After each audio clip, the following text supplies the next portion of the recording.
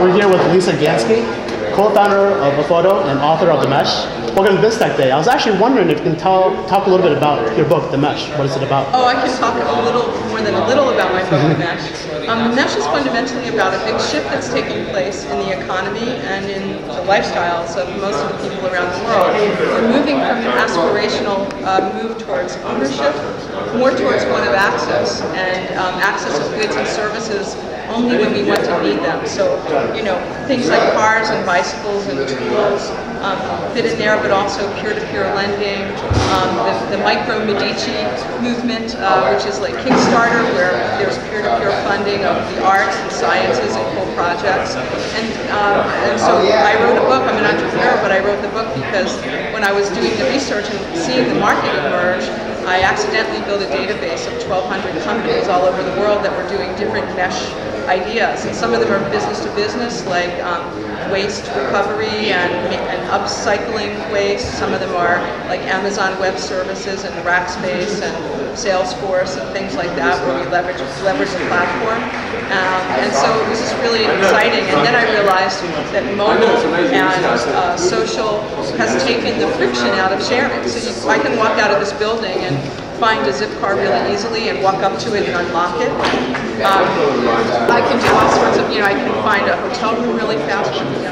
So you mentioned about social and local as being one of the leading trends in the entrepreneurial space. What advice would you give to those aspiring entrepreneurs going into the local and social in regards to business development?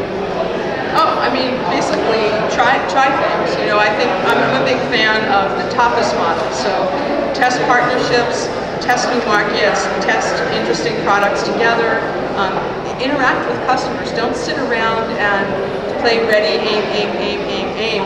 Fire the bloody thing and start testing in market. The downside to that is that social is if you delight customers, it's going to spread, and if you piss them off, it's going to spread. And so sometimes we make mistakes. Don't be afraid of making mistakes. I'm a big fan of making early, inexpensive mistakes and learning from them before your competition. Otherwise, you're going to be second or third. Failure is the leading teacher for success, right? There you go. Yep. So, welcome to BizTechDay. Thank you. What do you like about BizTechDay so far? What I love is the spirit of entrepreneurship. I love being around entrepreneurs. I feel very much at home. I'm an instigator. I feel like I'm with a lot of people who want to make mischief, and that makes me really happy.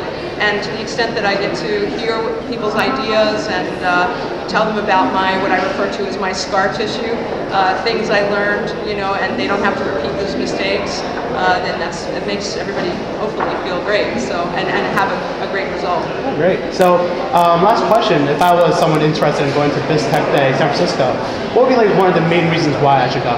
You should go to be open to meet people who are entrepreneurs that are passionate and committed to succeeding because they're engaging with other people, listening, and I think for speakers, it's also the speakers who come and the speakers who came here to New York are all people that are really, I would say, interested in a lot of rough and tumble conversations and want to share a lot of experiences and try to be helpful. And so I think for me, my personal experience as an entrepreneur is I was successful because people gave me a chance and I wouldn't go away easily. And those two attributes are really important. So San Francisco, go to BizTechDay.